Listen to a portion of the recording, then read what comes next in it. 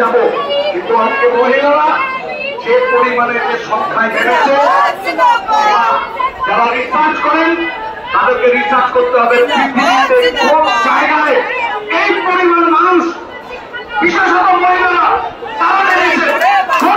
देख सकते हैं सुप्रीम पार्टी का लाल बाजार घिरा हुआ और यहाँ पर जो है सामने में जिद्दोजहद करते हुए नजर आ रहे, स्लोगन लगा रहे, भाषण बोल रहे। इस तरीके से देख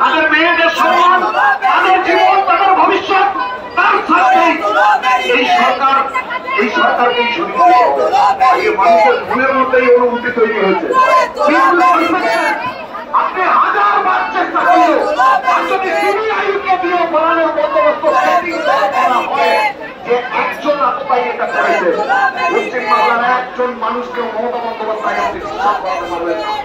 আমরা জানি তদন্তের পরিসমাপ্তি ঘটেনি।